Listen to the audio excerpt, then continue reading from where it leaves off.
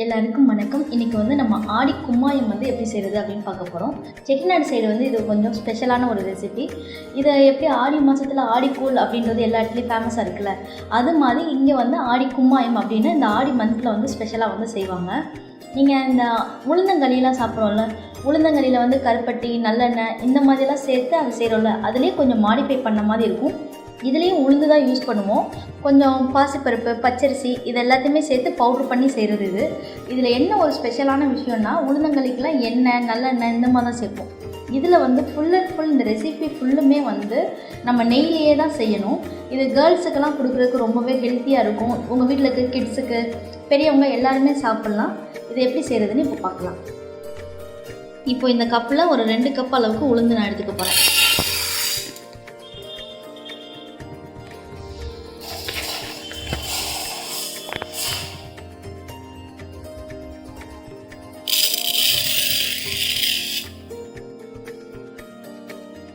நான் மெஷர்மெண்ட் ஃபுல்லுமே இந்த கப்பில் மட்டும்தான் எடுக்க போகிறேன்.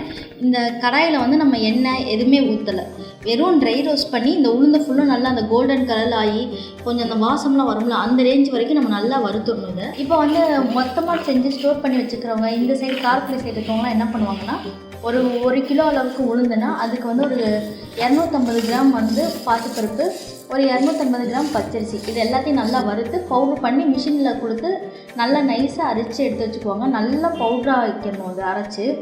அதை வந்து நம்ம ஒரு உலக்கு எடுக்கிறோம் அப்படின்னா அதுக்கு ஈக்குவல் குவான்டிட்டி வந்து வெல்லம் எடுப்போம். அதுக்காண்டி எல்லாத்தையும் ஃபஸ்ட்டே பவுட்ரு பண்ணி வச்சுக்குவாங்க. இப்போ வந்து நான் உங்களுக்கு எல்லாருமே வீட்டில் செய்யலாம்ல, அதனால் இப்போதைக்கு நம்மளே வீட்டில் வந்து கொஞ்சமாக குவான்டிட்டி எடுத்து அதை வறுத்துட்டு மிக்சியில் நல்லா பவுட்ரு பண்ணிவிட்டு எப்படி செய்கிறது அப்படின்றத நான் இங்கே சொல்லித்தரேன். கலர் வந்து மாற ஆரம்பிச்சிருச்சு. இது இன்னும் கொஞ்சம் வறுபடணும். வறுபட்டோடனே இது தனியாக ஒரு பிளேட்டில் வந்து நம்ம மாற்றிக்கலாம். மாற்றிட்டு அடுத்து பாசிப்பருப்பு வறுக்கணும்.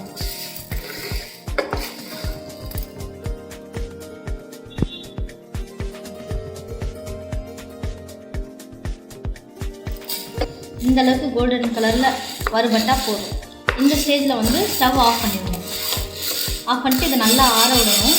எல்லாமே இது மாதிரி நம்ம பாசிப்பருப்பு, பச்சரிசி எல்லாத்தையுமே வறுத்து அதை நல்லா ஆற வச்சுட்டு தான் பவுட்ரு பண்ணணும். அடுத்து வந்து பாசிப்பருப்பு வந்து ஒரு 1/2 கப்பு அந்தளவுக்கு எடுத்து நான் இதில் வறுக்கிறேன். நான் ஆல்ரெடி சொல்லியிருந்தேன், எடுக்கிற அளவுலேருந்து, அதாவது 1 கப்புனா அதில் 1/4 பங்கு வந்து பாசிப்பருப்பும் 1/4 பங்கு பச்சரிசியும். நான் வந்து இதில் 2 கப் எடுத்தேன்ல, இந்த கப்பில் 2 கப் எடுத்தனால இதில் 1/2 கப் அளவுக்கு பாசிப்பருப்பு வறுத்துக்கிறேன். பாசிப்பருப்புமே நல்லா அந்த கோல்டன் கலரில் வரணும், அந்தளவுக்கு நம்ம வறுத்துடணும். ஓகே, பாசிப்பருப்பு வறுபட்டுருச்சு. அந்த கோல்டன் கலர், அந்த எல்லோ மாதிரி லைட்டாக அந்த ப்ரௌன் மாதிரி மாறுதில்ல, இந்த ஸ்டேஜ் இந்த அளவுக்கு வறுத்தா போதும். இப்போ இதையுமே வந்து நம்ம ஆல்ரெடி ஆற வச்சுருக்கோம்ல உளுந்து, அதோட இதையும் சேர்த்துக்கலாம். இப்போ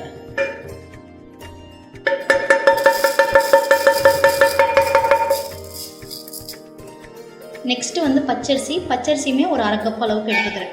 இதையுமே நம்ம அரிசி நல்லா பொரிஞ்சு லைட்டாக கலர் மாறல, கோல்டன் கலர், அந்த ஸ்டேஜில் வந்து நம்ம இது பண்ணிக்கலாம்.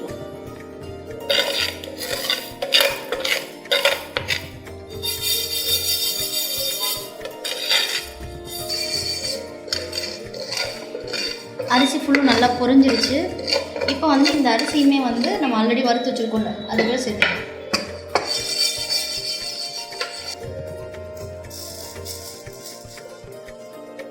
ஓகே, நம்ம ஆற வச்ச உளுந்து, பாசிப்பருப்பு, அப்புறம் அரிசி, இது 3மே இதில் இருக்குது. இது நல்லா ஆறணும்.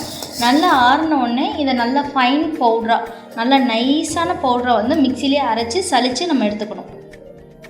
இதுதான், இந்த 3மே அரைச்சி எடுக்கிறது தான் அந்த கும்மாயம் செய்கிறோம்ல அதோட பேஸே. இதை 3ஐயும் அரைச்சி இதோட பவுடர் எடுத்துட்டோம்னா, இந்த பவுடர் ரெடி பண்ண பிறகு அடுத்து அதுக்கு ஈக்குவல் அளவுக்கு வெல்லம் காய்ச்சி நம்ம எல்லாத்தையும் அப்படியே கிண்ட வேண்டியதான். இது வந்து இப்போ நம்ம உளுந்து, பாசிப்பருப்பு, அரிசி இதெல்லாம் இது பண்ணோம்ல, கும்மாயத்துக்கு ரெடி பண்ணோம்ல, அந்த இதெல்லாம் அரைச்சதோட பவுட்ரு. இந்த பவுட்ரு எவ்வளோ குவான்டிட்டி எடுக்கிறோமோ அதே அளவுக்கு குவான்டிட்டி வந்து நம்ம வெல்லம் எடுத்துக்கணும். இந்த பவுடர் நிறையா குவான்டிட்டியில் வந்து நீங்கள் செஞ்சு வச்சுட்டு உங்களுக்கு எப்போ தேவைப்படுதோ அப்போ இந்த பவுட்ரு மட்டும் ஒரு கப் எடுத்துக்கிறீங்க அப்படின்னா அந்த 1 கப் அளவுக்கு வெல்லம். இப்போ நான் இந்த கப்பில் வந்து 1 கப் அளவுக்கு இந்த பவுட்ரு வந்து நான் எடுத்துக்கிறேன். இப்போ இந்த கப்பில் வந்து 1 கப் அளவுக்கு கும்மாய பவுடர் எடுத்தோமா, இப்போ இது 1 கப் அளவுக்கு வெல்லம், 2 கப்பு வந்து இதில் தண்ணி சேர்க்கணும்.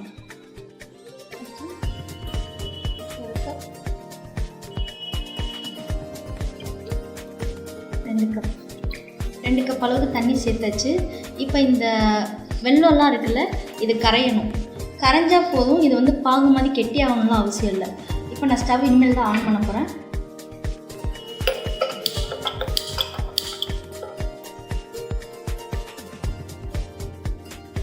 இந்த வெல்லமெல்லாம் கரைஞ்சி பாகு வந்து ரெடி ஆகும்.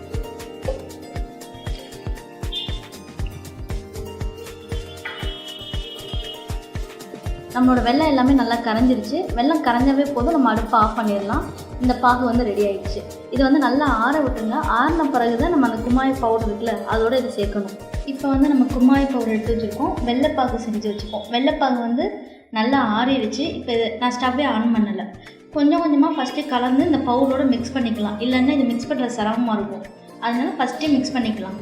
வெள்ளைப்பாகில் வந்து கொஞ்சம் கசடு இதெல்லாம் இருக்கும்ல, அதுக்காண்டி வடிகட்டிக்கிறேன். நீங்கள் வாங்குகிற வெல்லம் நல்ல இதாக இருக்குது, கசடு இல்லை அப்படின்னா நீங்கள் டேரெக்டாக அப்படியே பாகு ஊற்றிக்கலாம்.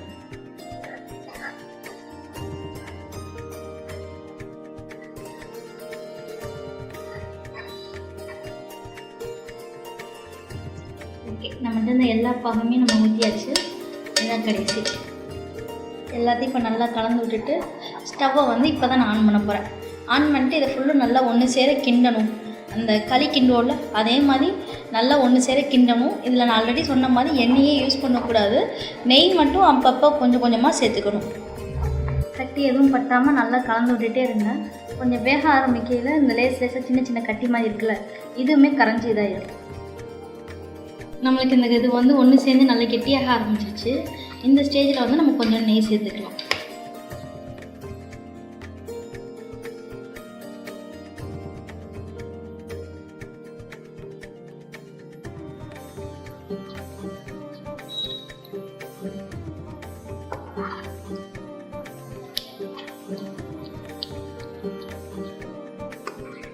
நான் மறுபடியும் கொஞ்சம் நெய் வந்து இதில் சேர்த்துருக்கேன்.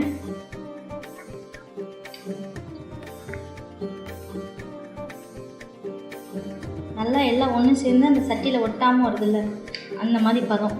நல்லா கலக்கி வைக்கிற மாதிரி நல்லா வெந்திருக்கணும். அவ்வளோதான். வெந்துருச்சுன்னா இது ரெடி ஆகிடுச்சின்னு அர்த்தம். இதுக்கு வந்து இதுக்கு மேலே கார்னிஷிங்க்கு இல்லை டேஸ்ட் இன்னும் கொஞ்சம் கூட்டேன்னா முந்திரி பருப்பு இதெல்லாம் கேசரிக்கை தாளித்து போடுவாங்கள்ல, அந்த மாதிரி போடுறதெல்லாம் அவங்களோட விஷ். போடுறதுனா போட்டுக்கலாம். அது அப்புறம் இந்த தேங்காய் எண்ணெயில் வறுத்து போடுறது அந்த மாதிரிலாம் போட்டுக்கலாம். இப்போ நம்மளோட கும்மாயம் வந்து ரெடி ஆகிடுச்சு. சட்டியில் ஒட்டாமல் நல்லா வெந்து ஒன்றாய் வந்துடுச்சு. இது எப்படி வெந்திருக்கு அப்படின்னு உங்களுக்கு கண்டுபிடிக்க தெரில அப்படின்னா ஒரு பவுலில் கொஞ்சோண்டு தண்ணி எடுத்துக்கோங்க. தண்ணியில் கை இப்படி நனைச்சிட்டு லைட்டாக நனைச்சிட்டு இந்த இதில் இப்படி தொட்டு பாருங்கள். தொட்டால் நம்ம இப்படி ஒட்டாமல் கை வருதா, கையில் எதுவுமே ஒட்டாமல் இருக்கா, அப்படி இருந்தால் நம்மளுக்கு ரெடி ஆகிடுச்சின்னு அர்த்தம். செட்டிநாடு ஸ்பெஷல் ரெசிபியான இந்த ஆடி கும்மாயத்தை நீங்களும் செஞ்சு பார்த்துட்டு உங்களோட ஃபீட்பேக்கை கீழே கமெண்ட் செக்ஷனில் சொல்லுங்கள்.